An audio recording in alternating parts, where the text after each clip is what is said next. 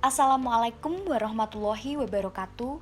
Kami dari kelompok 10, saya Tamara Primalova Oktaderia dan rekan saya Yunita Dwi Rahayu akan mempresentasikan mengenai restrukturisasi kredit. Imbas dari pandemi corona, Indonesia mengalami kemerosotan ekonomi. Hal ini berdampak pula bagi para pengusaha yang penghasilannya mengalami penurunan, sehingga mengalami kesulitan dalam melunasi pembayaran kredit kepada pihak kreditur atas modal usahanya yang telah dipinjam. Untuk mengatasi hal tersebut, Otoritas Jasa Keuangan mengupayakan dengan mengeluarkan kebijakan restrukturisasi kredit sejak bulan Maret tahun 2020.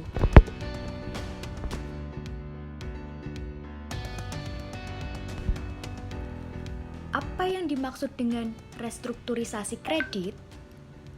Restrukturisasi kredit menurut Peraturan Bank Indonesia merupakan upaya perbaikan yang dilakukan oleh bank dalam kegiatan perkreditan terhadap debitur yang mengalami kesulitan untuk memenuhi kewajibannya kepada pihak bank. Kebijakan ini dilakukan oleh perbankan atau lembaga keuangan non-bank untuk memberikan kemudahan pembayaran kredit kepada debitur guna menghindari adanya kredit macet yang dapat merugikan debitur maupun kreditur.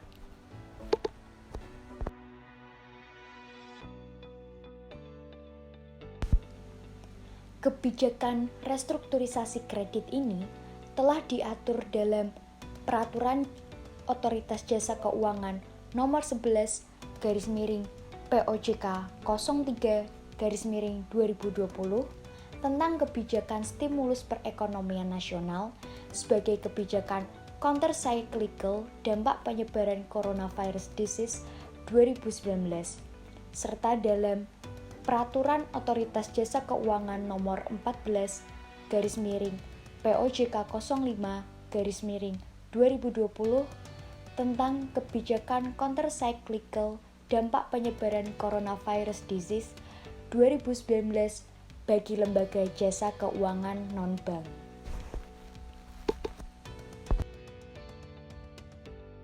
Faktor kebijakan restrukturisasi kredit akibat penyebaran wabah COVID-19 tentu berdampak pada penurunan tingkat pendapatan hingga kesulitan membayar utang atau kredit.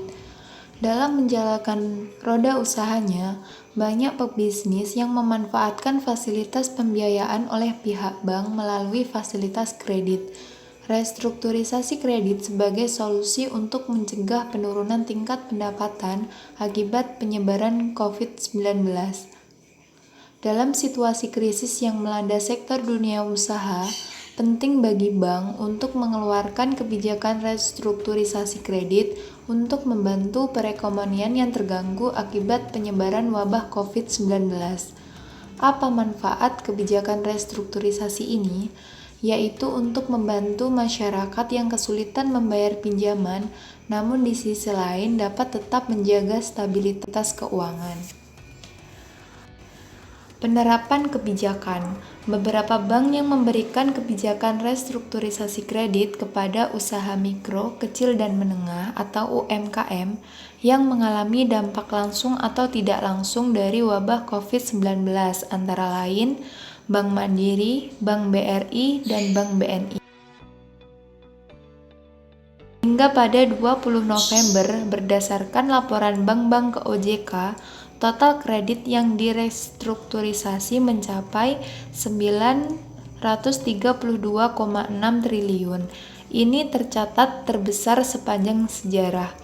Telah dipaparkan oleh Kepala Eksekutif Pengawas Perbankan OJK, Heru Kristiana, bahwa jumlah kredit yang direstrukturisasi tersebut terdiri dari 7,53 juta debitur senilai 5,84 juta terdiri dari debitur di sektor usaha mikro, kecil, dan menengah dengan outstanding 369,83 triliun Sisanya 1,69 juta dari non-UMKM dengan total kredit yang direstrukturisasi senilai 562,54 triliun.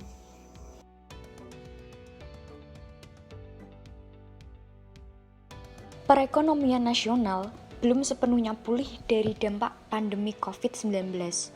Untuk itu, Otoritas Jasa Keuangan akan memperpanjang kebijakan restrukturisasi kredit perbankan hingga Maret 2022 yang sebelumnya hanya berlaku untuk 1 tahun ke depan.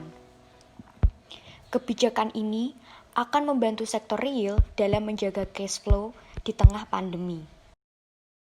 Kepala Eksekutif Pengawas Perbankan OJK, Heru Kristiana, menjelaskan bahwa perpanjangan restrukturisasi kredit sangat bermanfaat bagi pemulihan ekonomi, sebab pandemi yang menekan ekonomi tak kunjung usai, sehingga perlu adanya upaya untuk pemulihan.